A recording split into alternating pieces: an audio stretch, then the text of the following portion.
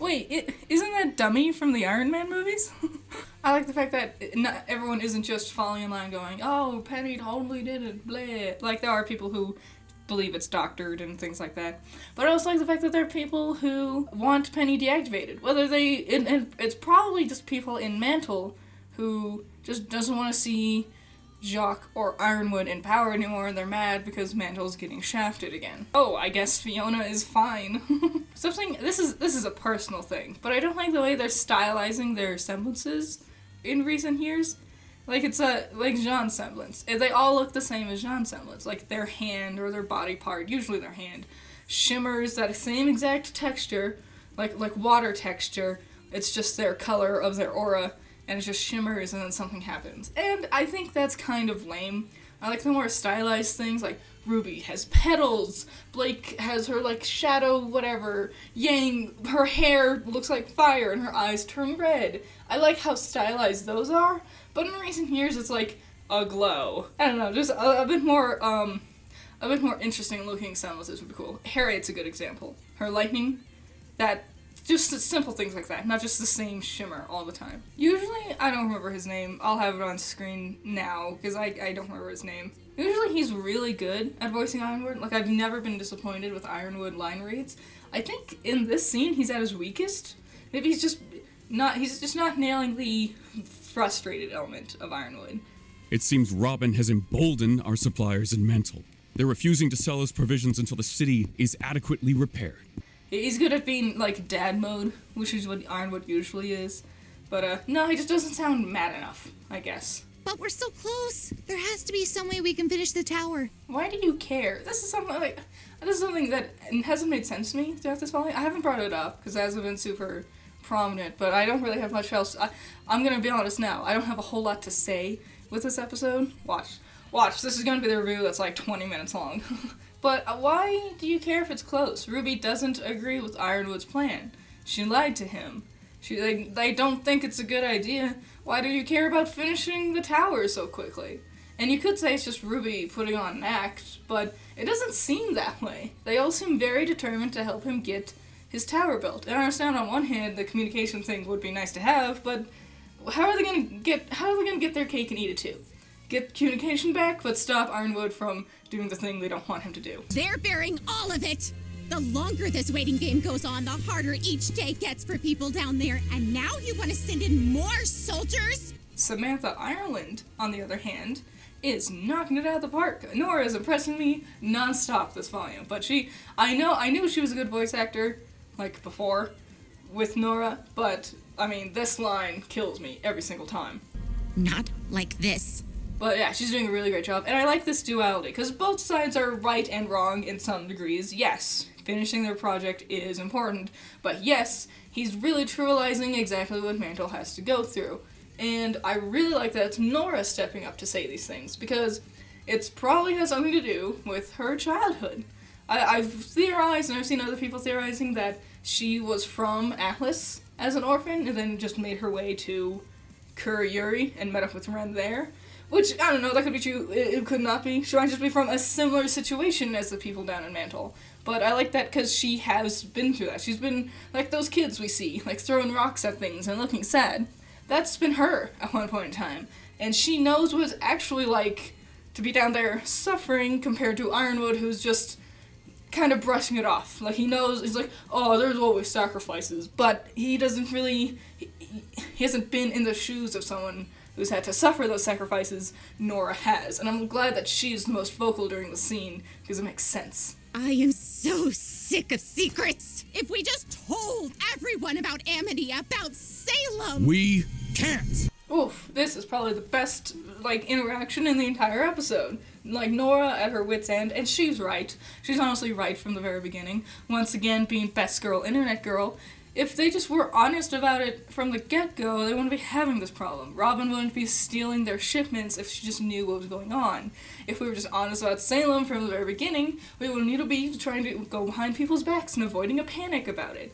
Nora, just best girl, and Ironwood is right. It's too late to open up about the truth now. Because it's just gonna cause more problems. Like, Blake and Yang try talking to Robin about it, and she obviously doesn't trust them, because why should she? And of course there's more to it than that.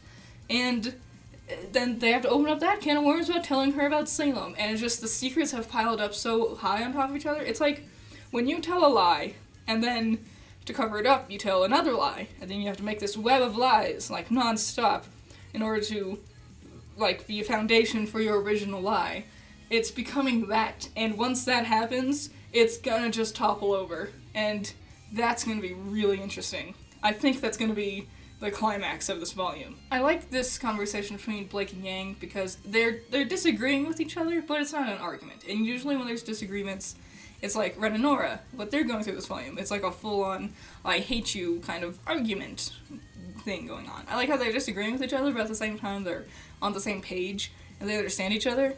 The only thing about this conversation that leaves a bit of a sour taste in my mouth is they half-heartedly try to connect what they're doing to killing Adam, and that's a conversation that deserves a lot more attention. And I could chop it up to they don't want to talk about it, so they're trying not to. But if you're going to, then do it. That's just something Rooster Teeth has always been bad at, is like clarifying things afterwards. And that's actually something I really like about this episode. This episode is all just the rebuttal from last episode. You know, Penny did something bad. How is everyone reacting to it? How is everyone going to move forward to it? And I like this episode because it is that. We don't see that very often. I think the last time we had something like that, it was when Yang broke Mercury's leg, and then Ironwood was talking to them in their bedroom. But that was one scene out of a bigger episode, and it was pretty short-lived. And if you're gonna address something like killing Adam, I would like it if they could actually address it. This half-hearted attempt to address it really undermines it. And I wouldn't be surprised if a lot of people, just the thought of it being a comment on Adam's death just went over their heads. Because it's also very, very subtle, and something as big as murdering a man, it deserves a lot more than subtlety.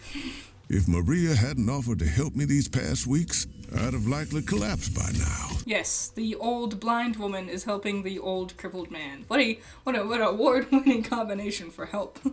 Watts. It's Watts. It's obviously Watts. It is very obviously Watts. Why would you obscure his face if it was not to be whoa, what a surprise, it's Watts.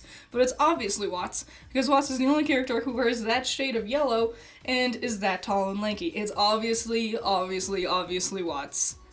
Just show us right from the get-go. So part of me wonders how you can give someone a part of your aura. And then the other part of me is like, they were gonna do it with Pyrrha and Amber. And then the last part of me is like, you know what, just stop questioning it all. It's just, aura is so convoluted at this point, just accept it. I don't really care. To clarify it would probably just make it more confusing. A new tower means the kingdoms can what the tower means, fisticuffs. Okay, if you're gonna come up with a cutesy little nickname for everyone, you need to do something a little bit more, like, witty than fisticuffs. I know when I look at Yang, the first thing I think is, fisticuffs! What was gonna be your witty nickname for Blake? What? Not now, gun attached to a ribbon whip? Ooh, looks like we're in the water temple. The staff of creation. Oh, damn, I guess I was too busy thinking about Legend of Zelda to think about where this place could have actually been. So, the fact that the staff is the thing that's keeping Atlas afloat, and if the staff is used for something else, Atlas will fall, is gonna be kind of obvious that's what's gonna happen. I don't know if it'll happen this volume, or it'll be like a grand finale kind of thing, but my theory is one of the villains is gonna get the staff, they're gonna use it on something else, and Atlas will fall. And, I don't know, that's the theory, that's what a lot of people are speculating, and it seems a little obvious, honestly.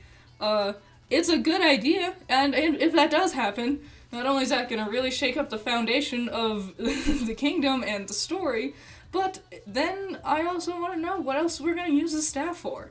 Using it to make something fly, it seems pretty limiting, and especially because we don't really know what is everything the staff can do. Creation is a pretty broad word. Could you make a life? Could you make Penny a real girl? That would be amazing! I just thought of that! I just blew my own fucking mind! You could make Penny a real girl! But you would have to drop Atlas! Would it be worth it? What if it wasn't one of the villains? What if it was like Winter or Penny herself? What if she turns into assholes, and like they want to dismantle her, and she's pissed off, and no one's helping her, and she knows where it is, and just breaks in, and she turns herself into a real girl, and then she becomes like a pseudo villain. That would be crazy. Okay, so this episode, it's a Talking Heads episode, which is never the funnest ones because people stand around and talk. This was one of the better ones though, because everything everyone said was important. We were developing, it was a character-driven episode. We're moving forward every single one of these characters and where they are currently, like, with the plot and with themselves.